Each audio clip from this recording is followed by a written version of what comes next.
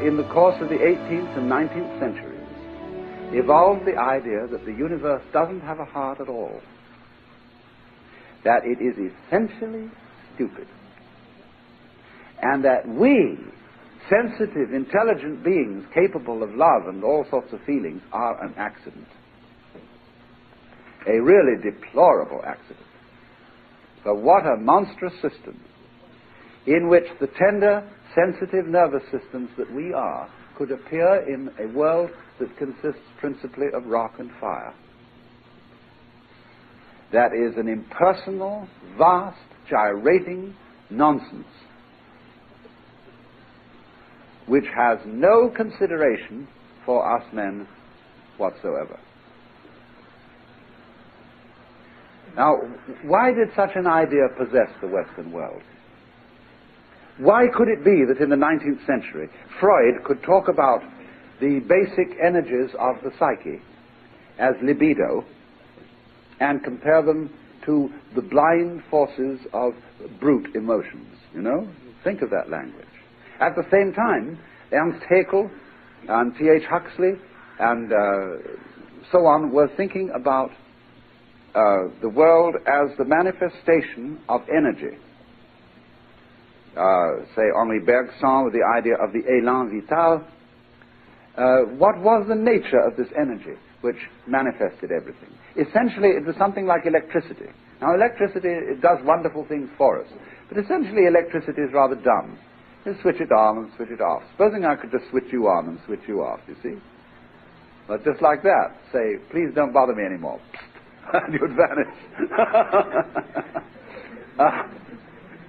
But that's the you see, they thought of the world as being just a surge of like this, you see, but completely stupid. Only after how on earth they ever got intelligence out of this is a miracle, but they did, by explaining that if you gave it enough time, it would eventually become intelligent. Well, that's the most nonsensical idea anybody ever thought of. That if just time, you see, would make things more complicated. Now, I want you to, this is the thing that is difficult today, because that idea of the mechanical universe, that is essentially dead, is a very persuasive one. And most intelligent people today, who are products of the college and that particular system of propaganda and indoctrination, really feel that this is the case. That they are strangers in an alien world.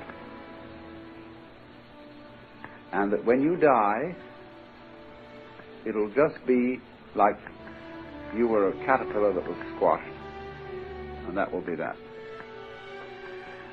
That you're, in other words, an interlude of consciousness between eternal darknesses. And that's all there is. It doesn't mean anything. It is just that. And not much of that, anyway. Not much of a that. Now, what is important is to understand that this is a myth.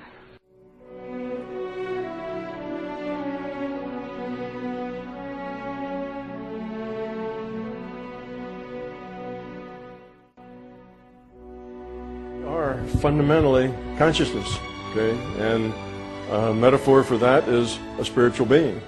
We are consciousness. And another metaphor for that would be a soul. Okay? There's lots of metaphors for describing that, but we are consciousness. And as consciousness, you know, that's our fundamental state. That's what's real about us.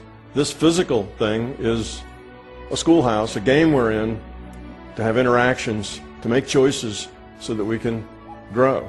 So where does science come into this? Science comes into this because when you look at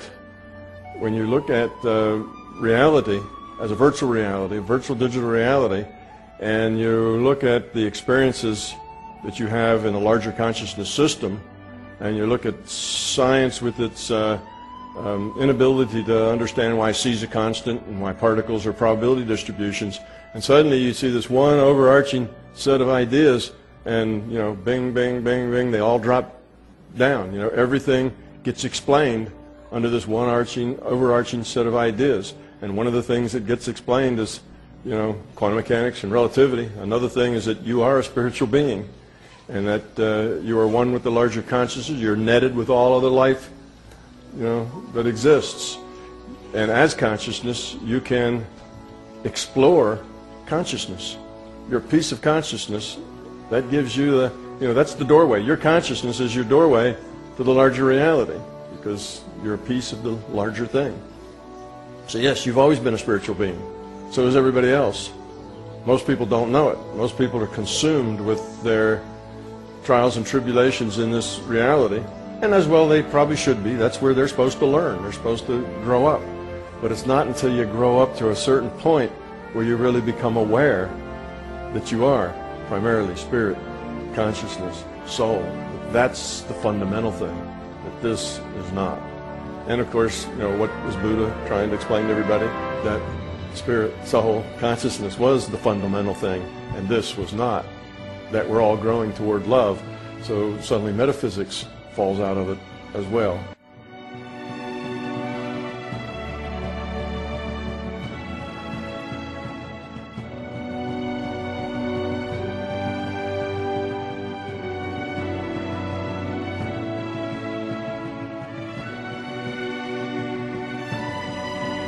Now, what is there when the reactive entity is no longer operating? Who are you if you're not the reactive entity, the me, that needs its problems and its difficulties and its enemies, because if it doesn't have them, it can't react anymore. It doesn't know itself anymore. What happens if the reactive me doesn't operate anymore? Who are you? Now,